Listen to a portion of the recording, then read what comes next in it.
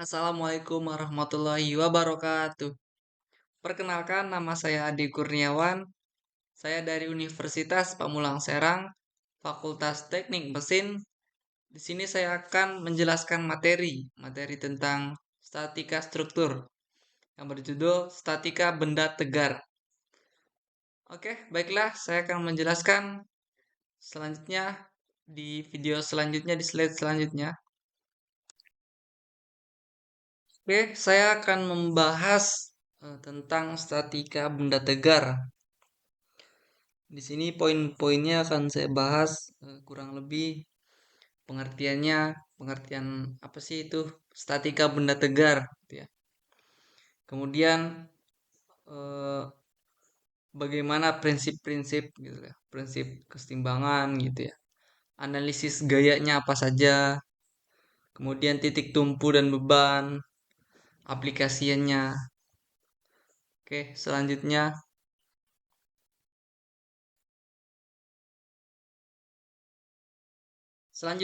yang saya akan bahas pengertiannya. Pengertian apa sih statika benda tegar itu? Nah, statika benda tegar adalah cabang ilmu teknik yang mempelajari ya, perilaku benda-benda yang tidak mengalami perubahan bentuk ataupun gerak akibat gaya-gaya yang bekerja. Konsep dasar dalam statika ini melibatkan analisis gaya-gaya yang bekerja pada suatu benda. Nah, bagaimana benda itu akan bereaksi terhadap gaya-gaya tersebut. Kemudian dalam keadaan keseimbangan atau dalam keadaan gerak ya.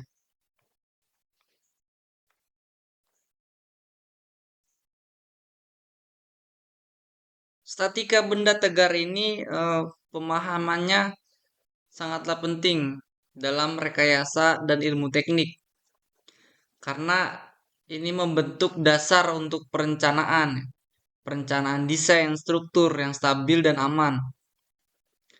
Tanpa pemahaman statika ini, eh, rekayasa dan pembangunan struktur ini tidak akan jadi ya. Kemudian fungsinya ini untuk merancang seperti struktur bangunan, struktur jembatan, dan kendaraan dapat menjadi tidak aman gitu dan tidak stabil.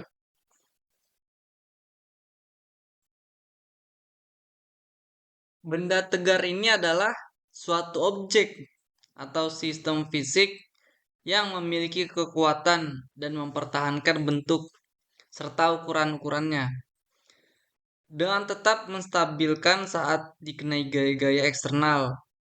Dalam konteks ini, tegar merujuk pada ketidakmampuan ya, ketidakmampuan benda untuk mengalami deformasi. Nah, deformasi itu yang dimaksud deformasi adalah perubahan bentuk yang signifikan saat dikenai gaya eksternal.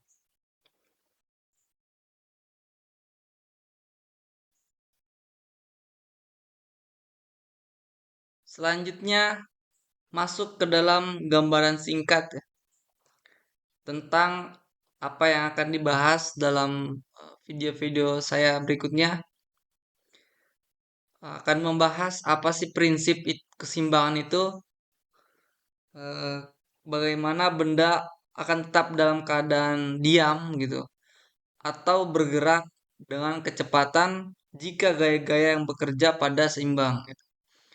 Kemudian akan membahas analisis gaya, ya, cara untuk mengidentifikasi dengan menghitung gaya-gaya yang bekerja pada suatu benda.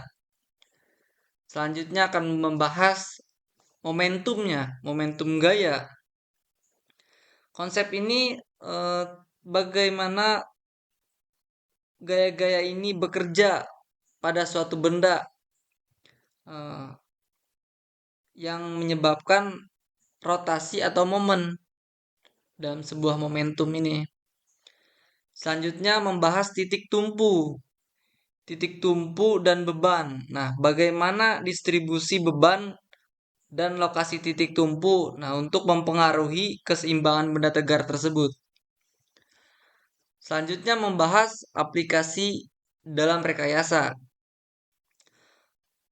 bagaimana konsep ini dalam statika benda tegar digunakan dalam desain atau analisis struktur yang kompleks gitu.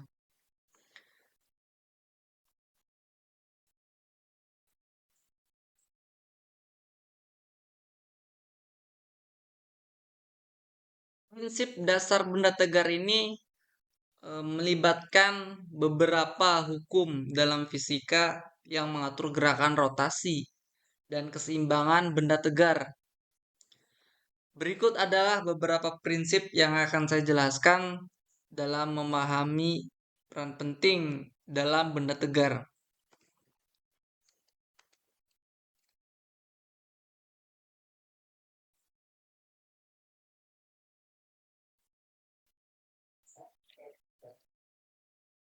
Prinsip dasar statika benda tegar yang akan dibahas pertama adalah hukum Lever.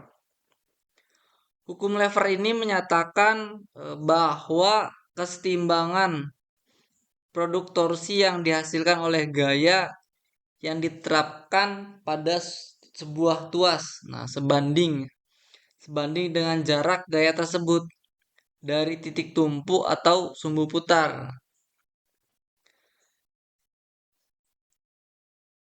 Dalam hukum Lever ini terdapat 3 jenis tuas, yaitu tuas kelas 1. Maksudnya ini adalah tuas berpusat pada titik tumpu dengan gaya yang diterapkan di suatu ujung.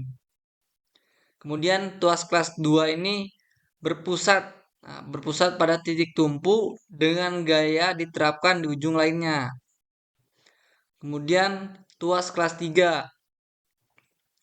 Nah, tuas kelas 3 ini titik tumpunya berada di antara dua gaya yang diterapkan.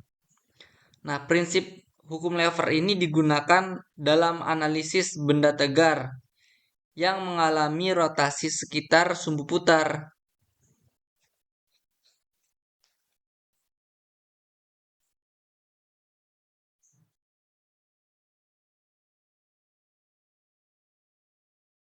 Prinsip dasar statika benda tegar yang kedua yang akan dibahas adalah hukum Archimedes. Nah, hukum Archimedes ini menyatakan bahwa benda yang terendam atau terapung dalam fluida akan mengalami gaya apung. Nah, yang besarnya sama dengan berat fluida yang dipindahkan oleh benda tersebut. Kemudian prinsip ini berlaku untuk benda tegar yang tenggelam. Yang tenggelamnya itu sebagian atau tenggelam seutuhnya dalam fluida. Contohnya itu seperti kapal ya, atau objek yang mengambang. Hukum Archimedes ini digunakan dalam menganalisis stabilitas atau keseimbangan benda tegar dalam kondisi terapung atau terendam juga.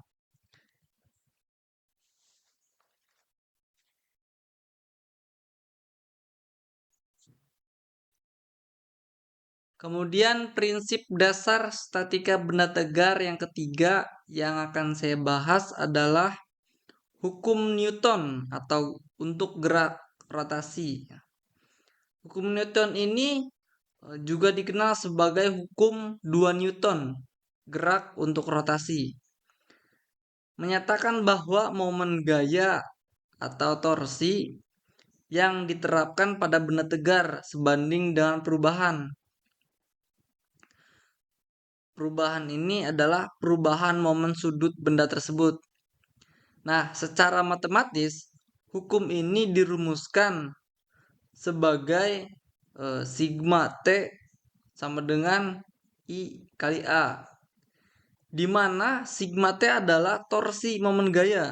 Nah, total momen gaya atau torsi yang bekerja pada benda. I adalah momen inersia benda. Kemudian A adalah percepatan sudut atau perubahan kecepatan sudut benda. Nah, hukum ini mirip sama hukum 2 Newton untuk gerak translasi. Tetapi berlaku untuk gerakan rotasi benda tegar.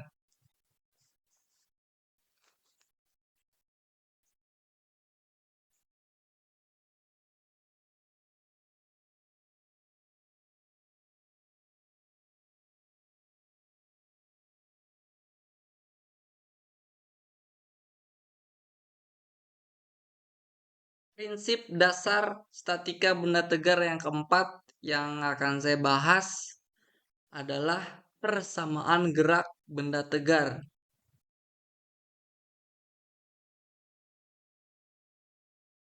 Persamaan gerak benda tegar ini adalah menghubungkan gerak rotasi ya, dengan momen gaya yang bekerja pada benda tegar. Nah, persamaan ini disebut juga sebagai analog dari hukum dua Newton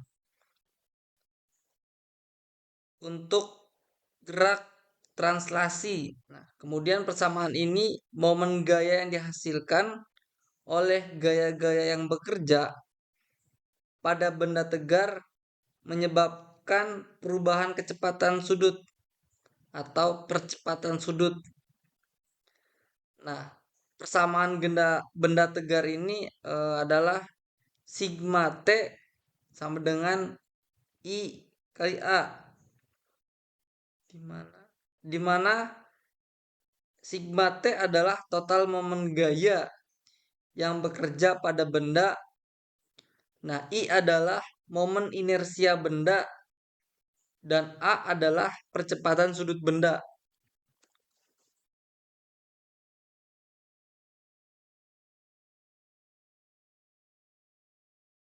Oke, konsep titik tumpu dan momen gaya. Nah, ada beberapa jenis. Yang pertama adalah titik tumpu fulcrum ya.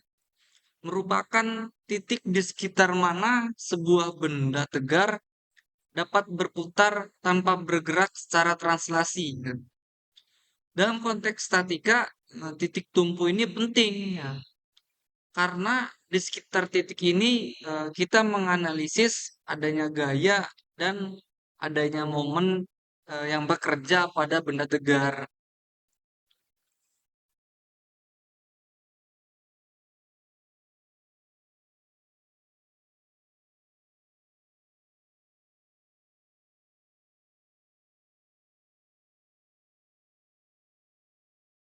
Nah, konsep titik tumpu yang kedua termasuk adalah momen gaya. Ya, momen gaya.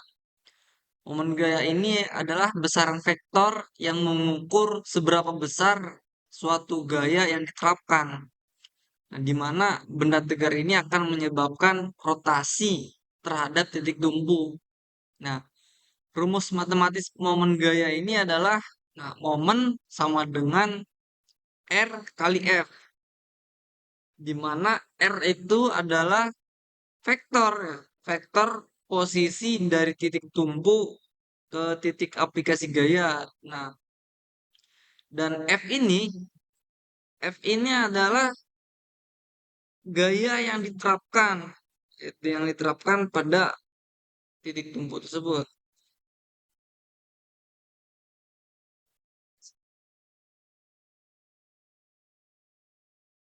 Keseimbangan translasi dan rotasi. Nah, keseimbangan ini terjadi ya ketika gaya total yang bekerja pada suatu benda sama dengan nol.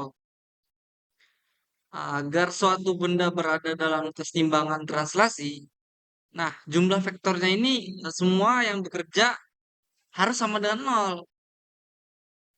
Secara matematis dapat dinyatakan sebagai berikut. Rumusnya sigma F sama dengan nol. Sigma F ini adalah mewakili jumlah vektor semua gaya yang bekerja pada benda. Selain gaya-gaya yang bekerja pada benda, massa dan percepatan juga harus diperhitungkan. Massa suatu benda ini menentukan besarnya ya gaya yang diperlukan untuk mempercepatnya. Sedangkan percepatannya itu ditentukan oleh gaya total yang bekerjanya itu. Nah, jika suatu benda berada dalam keadaan seimbang translasi, maka benda tersebut akan tetap diam atau bergerak dengan kecepatan tetap. Hal ini karena adanya gaya total yang bekerja pada benda yang menyebabkan benda ini mengalami sebuah percepatan. Untuk secara keseluruhan memahami kondisi kesetimbangan ini, translasi penting dalam bidang fisika, kemudian termasuk mekanika dan dinamika ya. Untuk menganalisis gaya-gaya yang bekerja pada suatu benda, kita ini dapat menentukan menentukan gimana? Nah, menentukan apakah benda tersebut berada dalam keadaan setimbang dan memperkirakan gerakannya.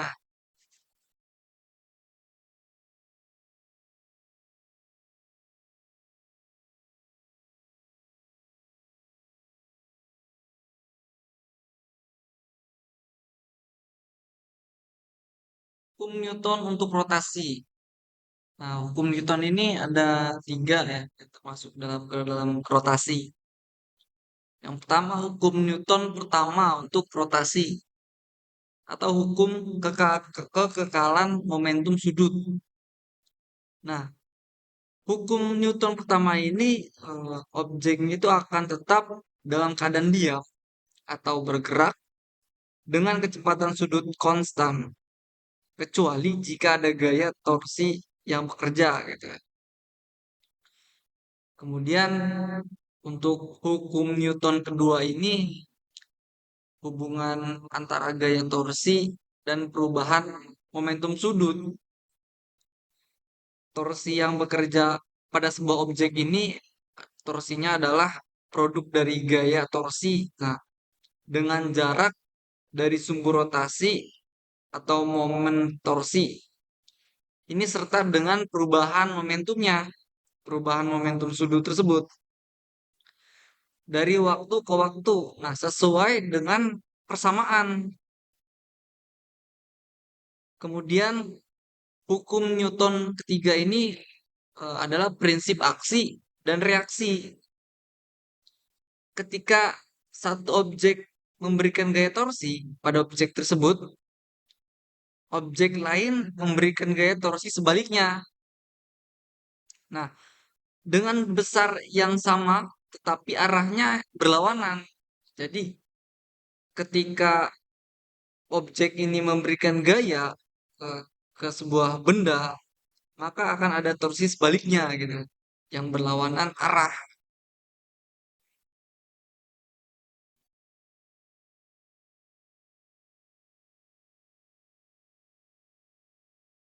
Rumus momen gaya ini dinyatakan dalam torsi ya, sama dengan R kali F kali sin alfa. T ini, torsi ini adalah momen gaya.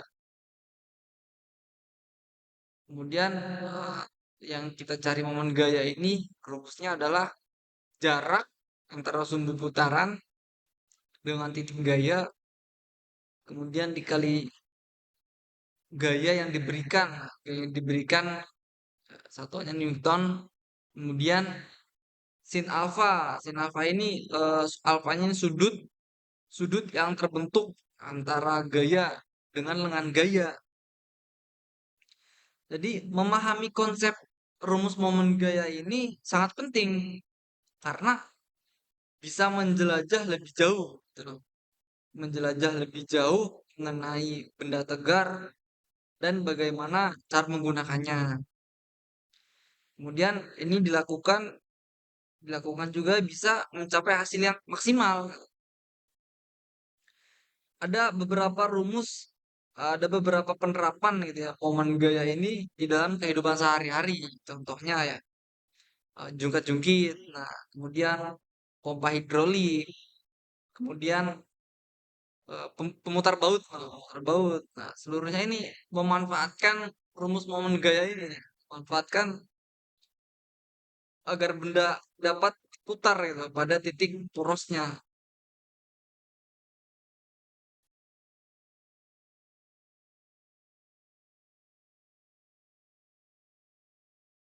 Rumus-rumus untuk menghitung momen gaya pada benda tegar. Ada beberapa rumus ya yang akan saya bahas dalam video ini. Yang pertama, rumus ini torsi. Torsi sama dengan F kali R. Torsi ini adalah momen gaya Newton meter. Kemudian F ini adalah jarak vektor. Jarak vektornya ini 1 meter. Kemudian R ini adalah vektor gayanya. Contohnya Newton.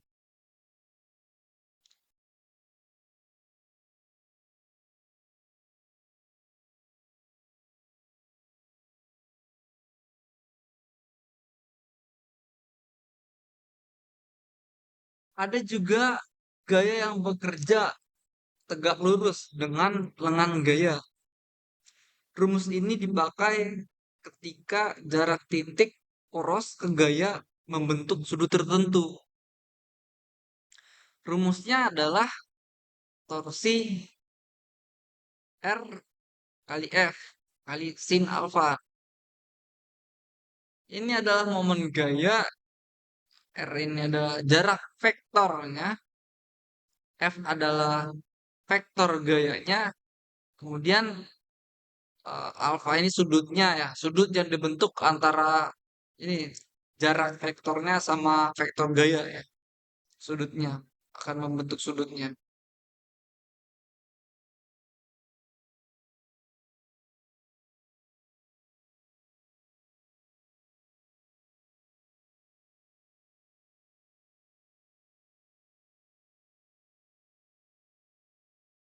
Nah, jika R dan sudutnya itu sin alfanya adalah lengan momen gaya atau inersia,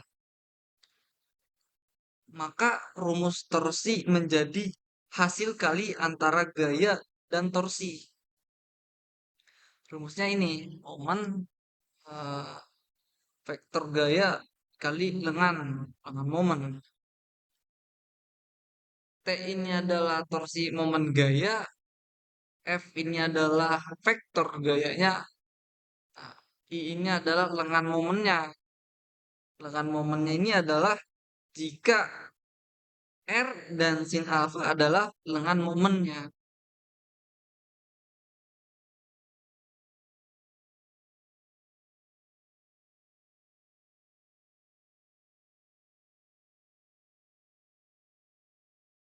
Momen gaya dalam kehidupan sehari-hari. Kita akan membahas sedikit tentang apa aja sih gitu ya di dalam kehidupan sehari-harinya ya. Contoh sederhananya adalah ini, gagang pintu nih. Contoh sederhana torsi gerakan pintu ini terbuka dan tertutup memiliki poros. Porosnya di sini.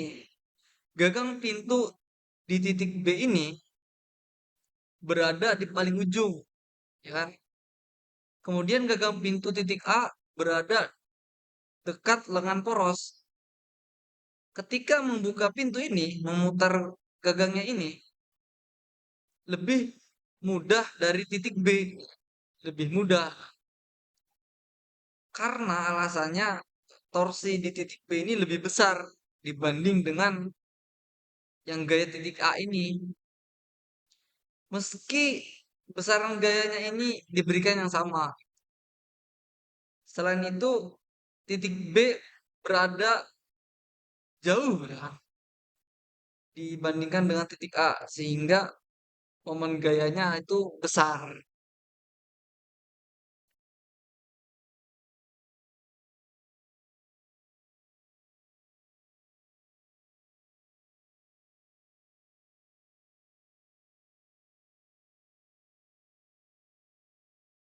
Kemudian contoh momen gaya dalam kehidupan sehari-hari.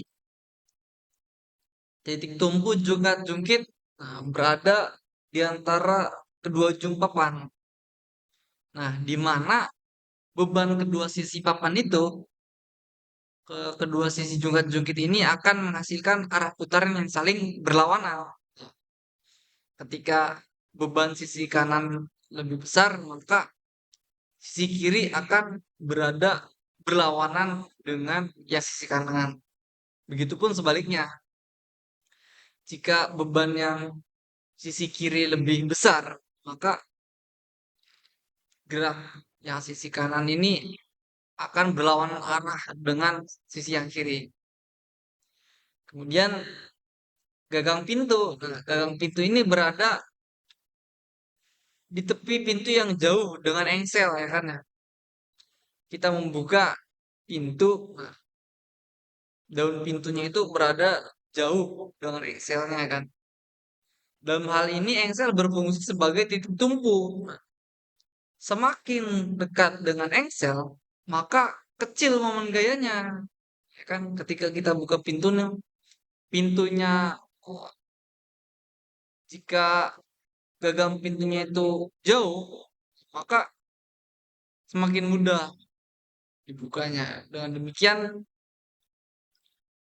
titik tumpu ini, engsel ini sebagai titik tumpunya.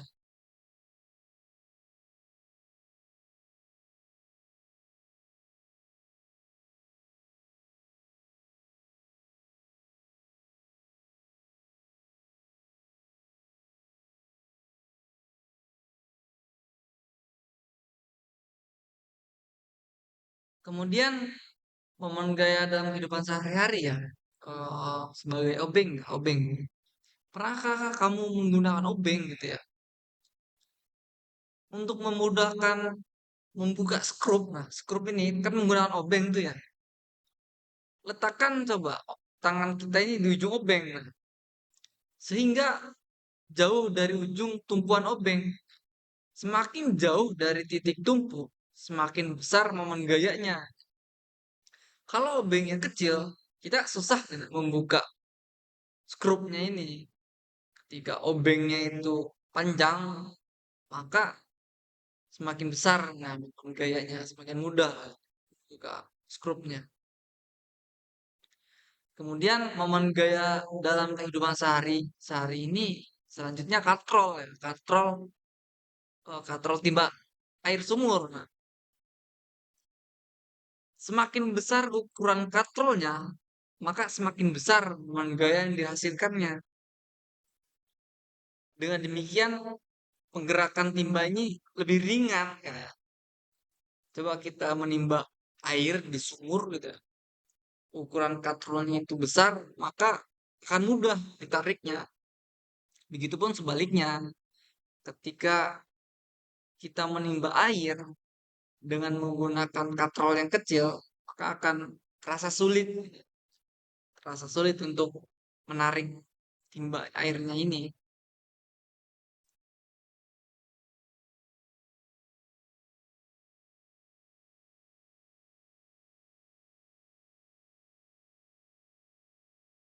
Selanjutnya akan membahas contoh soal.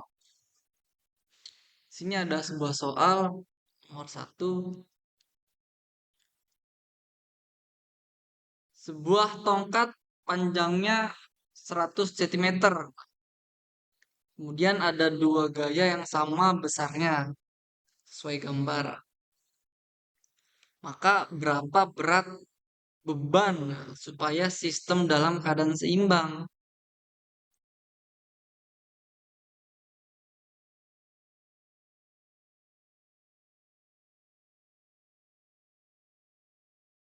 Oke, lanjut saja di dalam pembahasan contoh soal tadi yang di atas.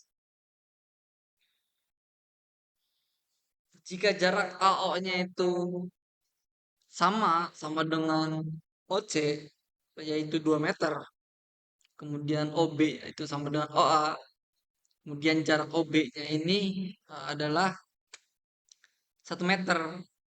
Nah, nilainya si FB ini eh, adalah vektornya ini adalah 5 Newton ya. Kemudian nilai vektor yang C ini adalah 2 Newton.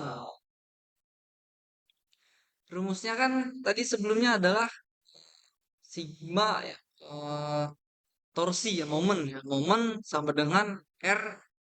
R-nya itu jarak vektor sini.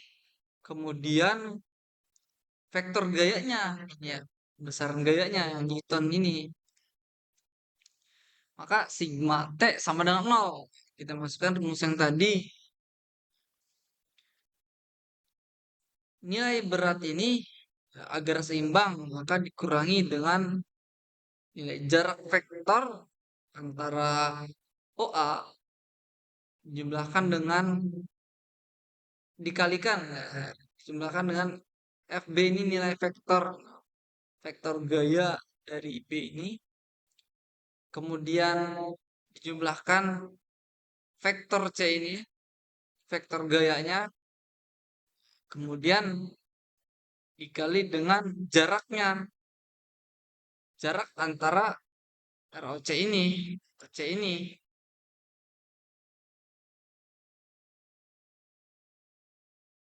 Nah, kemudian masukkan saja nilainya. Nilai beban ini agar seimbang, WA ini agar seimbang ya. Sama dengan FB ini. Nah, FB-nya ini adalah kan eh, 5 ya. Vektor gayanya ini 5 Newton. 5 Newton dikali dengan jaraknya ini. Jarak vektornya dari O ke B ini ada 1 meter kan. Kemudian jumlahkan dengan vektor gayanya. Vektor gaya dari si C ini 2 Newton. Dikalikan dengan jaraknya. Jarak antara O ke C sini. O ke C sini kan tadi 2 meter. Ya. Maka 5 kali 1 5. Dijumlahkan 2 kali 2 adalah 4. 5 ditambah 4 sama dengan 9. Ya kan? 9. Kemudian 2 dibagi kan. 9 dibagi 2 pindah ke sini. Kemudian 9 dibagi 2 hasilnya adalah 4,5 Newton. Maka berat WA ini agar seimbang adalah 4,5 Newton.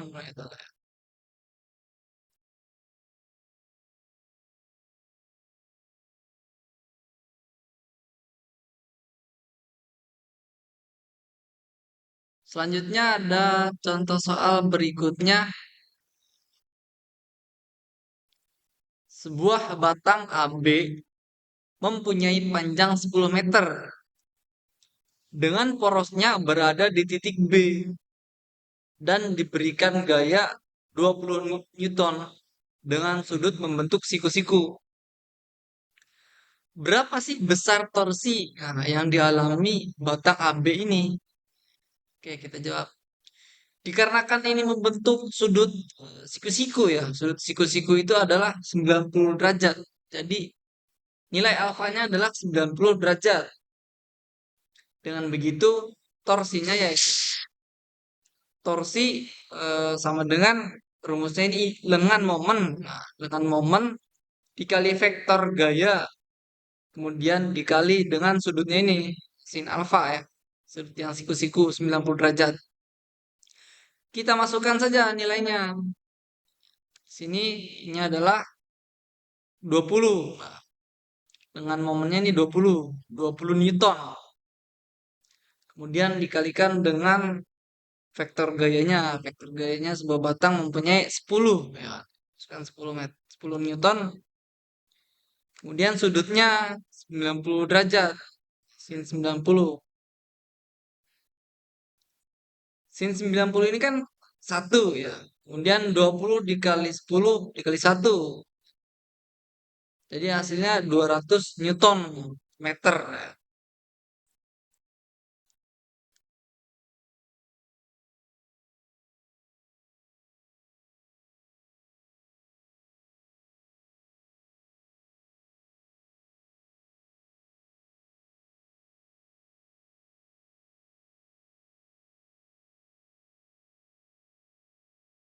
Selanjutnya ada contoh soal berikutnya. Nah, sebuah benda dengan panjang lengan 25 cm. Kemudian gaya yang diberikan di ujung lengan sebesar 20 Newton.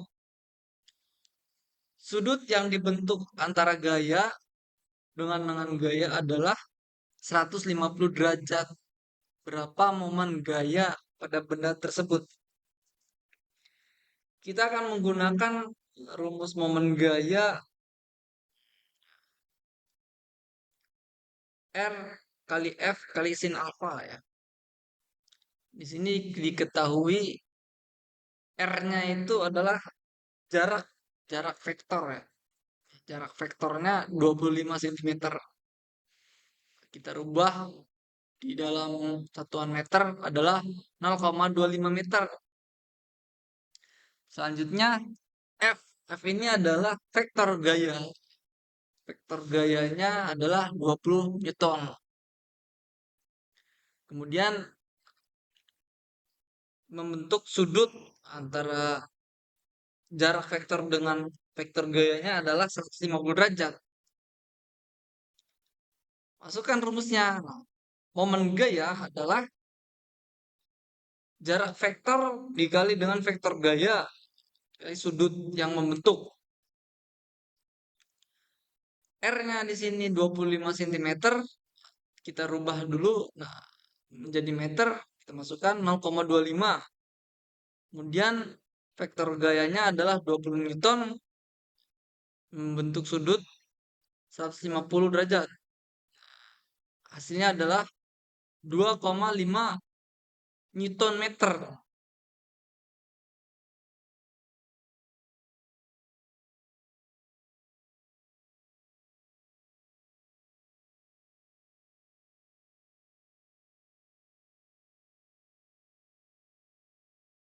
Contoh soal berikutnya, jika panjang sebuah batang A, B adalah 10 meter, dengan poros titik di B diberikan gaya sebesar 10 Newton yang membentuk sudut 30 derajat terhadap batang. Nah, berapa sih besar torsi yang dialami oleh batang A, B ini? Terus dulu pembahasannya, jika sudut ini membentuk 30 derajat, maka rumus yang kita gunakan di sini torsi momen gaya sama dengan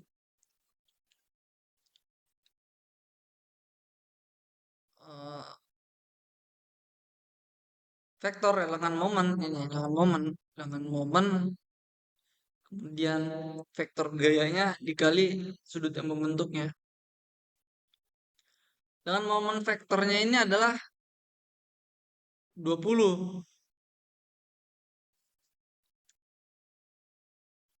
20 ya dengan vektornya. Karena dari sudut A ke titik B 10, B ke A 10 ya. Kemudian hasilnya adalah 100 Newton meter ya.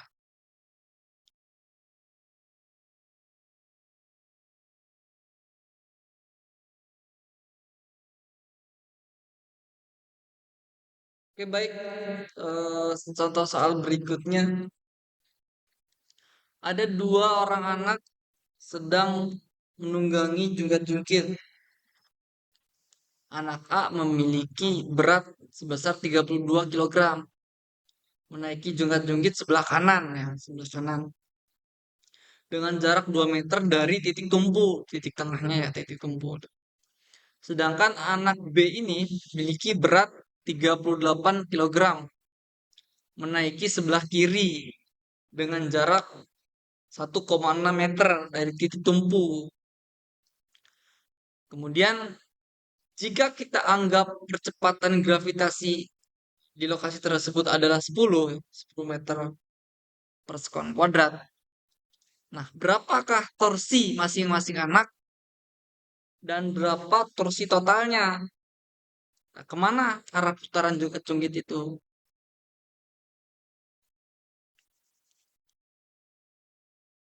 Oke, lanjut jawabnya.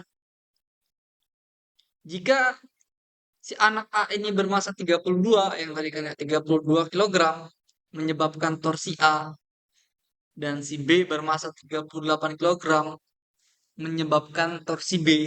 Maka torsi A adalah DF sama dengan DW dengan DMG ya. Yang tadi. Ini dua jaraknya ini adalah 2 meter ya. Sebesar berat anak si A ini adalah 32 kilogram. Kemudian apa namanya? Gravitasi ya. Gravitasinya adalah 10 meter per second kuadrat. Maka torsi A-nya adalah 640 kilogram kuadrat per second kuadrat. Nah, ini adalah torsi A-nya. Kemudian kita mencari torsi B-nya. Nah, sama aja seperti torsi A. Torsi B-nya jaraknya adalah 1,6 ya, 1,6 meter. Kemudian berat si anak B ini adalah 38 kilogram. Gravitasinya adalah 10 meter per second kuadrat. Hasilnya adalah 608 kilogram meter kuadrat per second kuadrat. Berapa totalnya ya kan? Totalnya momen si A dikurangi dengan momen B. Momen A-nya adalah 640 kilogram. Sorry, 640 kilogram ya. Dikurangi dengan 608 kilogram. Maka hasilnya adalah 32 kilogram.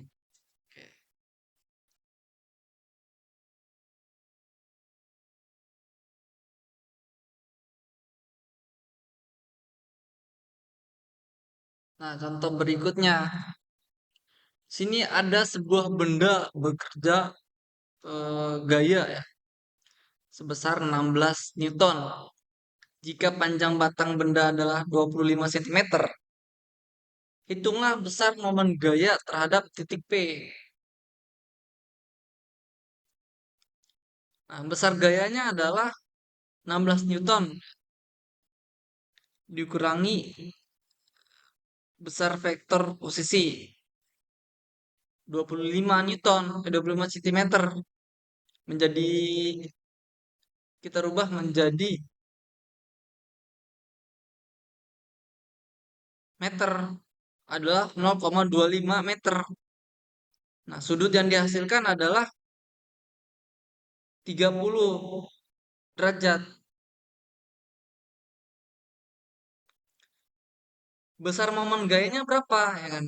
Besar momen gayanya terhadap titik P yaitu momen gaya jarak antara vektor dikali sin alfa. Jaraknya adalah 0,25 meter sini. Kemudian dikali dengan gaya vektornya adalah 16 Newton. Dikalikan dengan sudut yang membentuk adalah 30 derajat. Sin 30 derajat adalah setengah. Maka hasilnya adalah 0,25 dikali 16 hasilnya 4. Sin 30 setengah. Kemudian 4 kali setengah hasilnya 2 Newton meter. Maka momen gayanya itu adalah sebesar 2 Newton meter.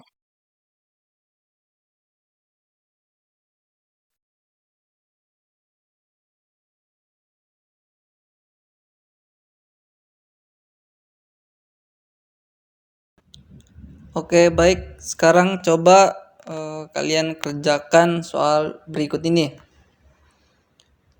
Soalnya jika panjang A sampai B adalah 8 cm dan B ke C adalah 2 cm, hitunglah berapa besar momen gaya batang jika sistem diputar dengan poros di pusat massa.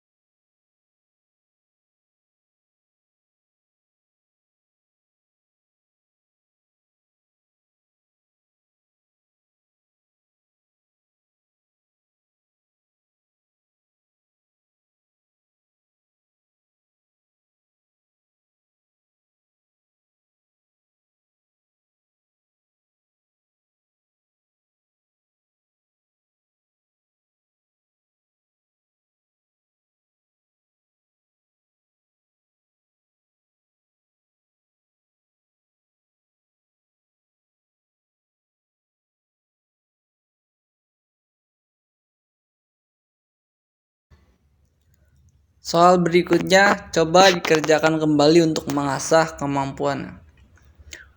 Gambar berikut adalah sebuah batang yang ditarik dengan gaya momen. Momen gaya terhadap titik O adalah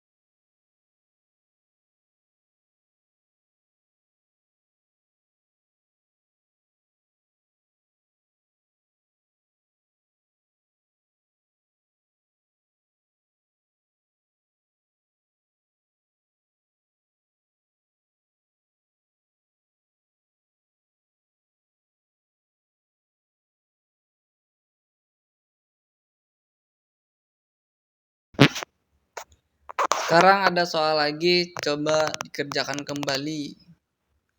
Tentukan besaran resultan torsi pada poros dalam titik O dari gaya-gaya yang bekerja pada gambar di atas apabila massa dilupakan.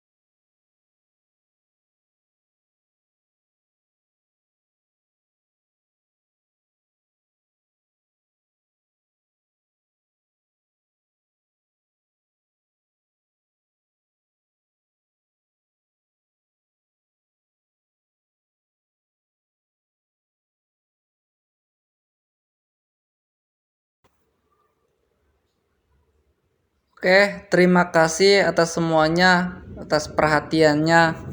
Saya akhiri di sini saja materi yang saya berikan. Kurang lebihnya mohon maaf. Wabillahi taufiq wal hidayah. Wassalamualaikum warahmatullahi wabarakatuh.